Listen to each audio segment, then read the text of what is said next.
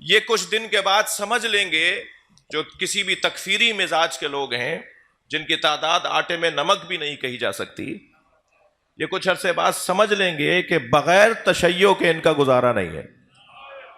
میں اور لفظوں کو بہتر کر کے کہتا ہوں، یہ صدی تشیع کی صدی ہے۔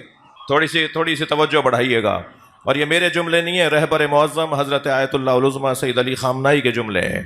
وہ فرماتے ہیں یہ صدی تشیع کی صدی ہے، یہ تشیع کی صدی ہے۔ اس صدی میں جتنی تشیع نے جلوہ گری کی ہے تاریخ بشریت میں کسی نے نہیں کی۔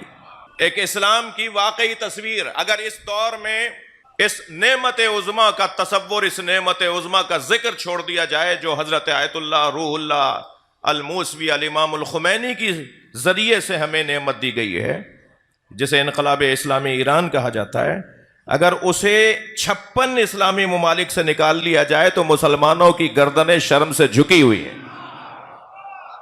واحد مملکت ہے جو مسلمانوں کو سرفرازی عطا کر رہی ہے، اور اس مملکت کا تو دعویٰ ہی نہیں ہے کہ ہم ایرانی ہیں، ان کا تو دعویٰ ہے ہم اسلامی ہیں، ان کا تو یہ اعلان ہی نہیں ہے کہ وہ ایرانی ہے، ان کا تو یہ اعلان، ہاں ان کی تعریفیں ایرانیوں کے لیے حق بنتا ہے کہ وہ ایرانیوں کی تعریف کریں، اس لیے کہ جس قوم نے، جس خطے نے اسلامی ہونے کو ثابت کیا ہے وہ ایرانی ہے، لیکن ان کا یہ دعویٰ نہیں ہے کہ ہم ایرانی ہیں، وہ کہتے ہیں ہم اسلامی ہیں۔ اگر آپ کچھ دیر کے لیے تصور کریں کہ یہ وجود نہ ہو، یہ مملکت نہ ہو، تو ہمارے پاس تو شرمندگی کے علاوہ کچھ نہیں ہے۔ میں ممبر پہ نام نہیں لے سکتا کہ کس پاکستان کے بڑے سیاستدان نے یہ جملے کہے ہیں جو میں کہہ رہا ہوں، وہ متحمل نہیں ہے کہ وہ اپنی تقریروں میں یہ بات کریں، لیکن آہستہ آہستہ یہ ماحول بنتا چلا جا رہا ہے۔ وہ دور قریب ہے کہ جب امام ظہور فرمائیں گے اور سارے بارڈر ختم ہو جائیں گے، سارے پاسپورٹوں کا تصور ختم ہو جائے گا، ویزوں کا کوئی خیال ہی باقی نہیں رہے گا، زمین کے اس کونے سے لے کے زمین کے اس کونے تک ایک ہی اذان ہوگی، ایک ہی نماز ہوگی، ایک ہی انداز زندگی ہوگا، اور ایک ہی حیات اور زندگی گزارنے کا دستور اور نظام ہوگا۔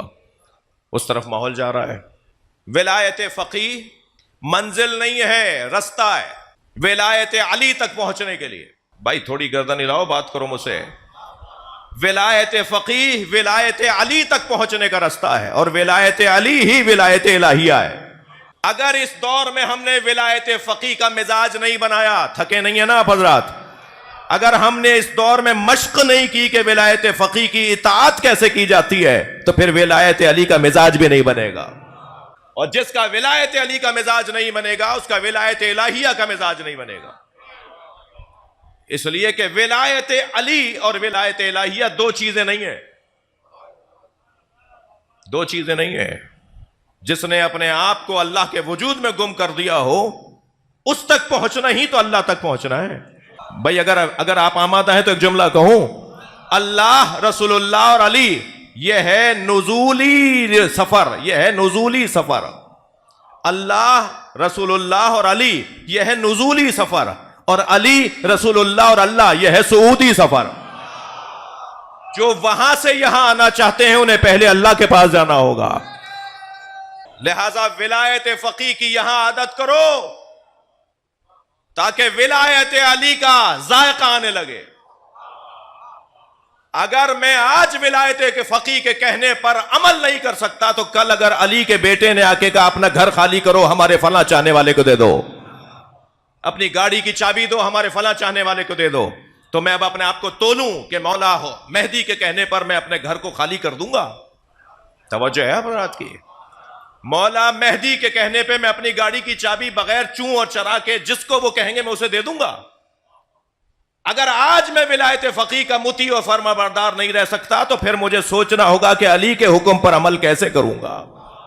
یہ دور مشق کرنے کا دور ہے، منزل ہماری امام مہدی ہے۔ صلوات پڑھ لیں محمد و آل محمد۔